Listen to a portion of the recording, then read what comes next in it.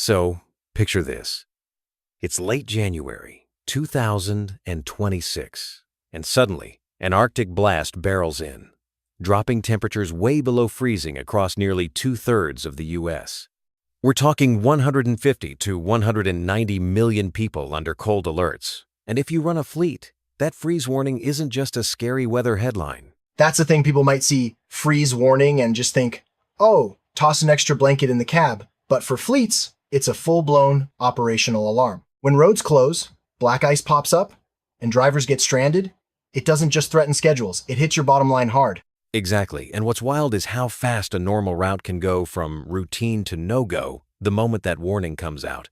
Suddenly, you're one step away from trucks stuck on closed interstates or frozen solid in your own yard.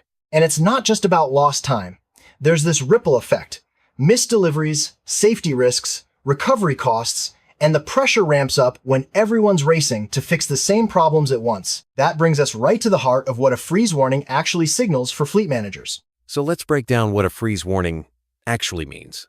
The National Weather Service issues these when temps are expected to drop to 32 degrees Fahrenheit or below for long enough to cause real damage, not just to crops, but to the stuff your trucks rely on. That's what jumps out at me. It's not just cold, it's cold plus hazards. You've got heavy snow, sleet, freezing rain layered on top of those freezing temps. Suddenly, that shiny wet stretch of road could be black ice, invisible until it's too late. And then there's the delays.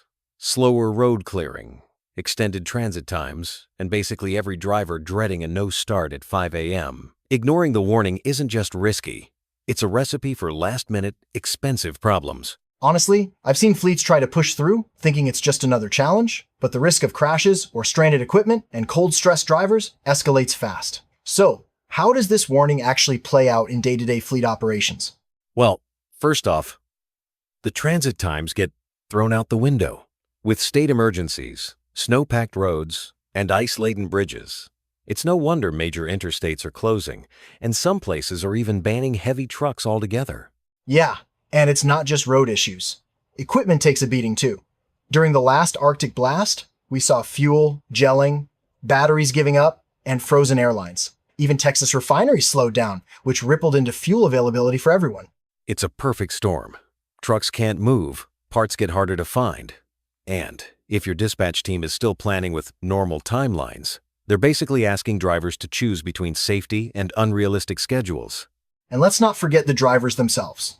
Exposure to that kind of cold isn't just uncomfortable, it's dangerous. Frostbite, hypothermia, fatigue if you don't have a plan for people. Not just trucks, you're in real trouble. Speaking of plans, what should a fleet actually do when these warnings hit? Glad you asked. There's a playbook that can really change the game. Step 1. Make weather a formal input. Don't just eyeball the forecast track National Weather Service alerts on your actual routes. Set clear rules for pausing runs, banning risky roads, and updating customers. And then there's winterizing the vehicles. It sounds basic, but it's huge. Treating diesel, checking batteries, draining air tanks, making sure every truck has winter fluids and emergency kits. You wait too long, and you're calling a tow truck instead of sending a delivery. Step 3 is all about your yard and shop. Stage units near power for jump starts, pre-assign backups, and make sure you've got the essential cold weather parts, especially with parts shortages being what they are lately. And don't skip driver safety. Lower speeds, ban cruise control on ice, reinforce seatbelt rules, and maybe most importantly, make it crystal clear when it's okay for a driver to park and wait it out. No delivery's worth risking a life. That leads right into using data and partners because you can't watch every truck yourself. That's where modern tech steps up. With telematics and real-time data, you can see exactly where your trucks are, if they're idling too long, or if an engine code pops up before it leaves someone stranded. Proactive checks beat roadside rescues every time. Plus, if your team's stretched thin, having a fleet partner can be a lifesaver. They can handle maintenance, approvals, even catch warranty issues, freeing up your people to focus on urgent customer needs instead of scrambling after breakdowns. Exactly. And keeping eyes on repair trends lets you spot where cold-related costs are creeping up, so you aren't blindsided by a sudden spike in downtime or expenses. It's about control, not chaos. Which brings up a good point. There are companies, like Alliance Fleet Solutions, that exist specifically to help fleets get ahead of these winter curveballs. They provide repair management, flexible leadership, even help you decide when to replace high-risk units before the next freeze hits. That all circles back to the big takeaway.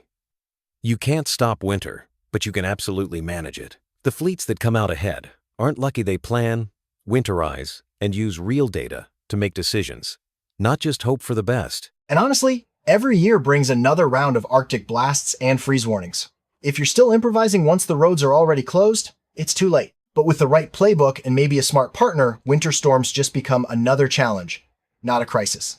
So next time a freeze warning comes through, don't just bundle up, start treating it as your cue to get proactive. Your trucks, your drivers, and your customers will thank you. Couldn't agree more. Stay safe, stay ready, and keep those wheels turning no matter how cold it gets out there.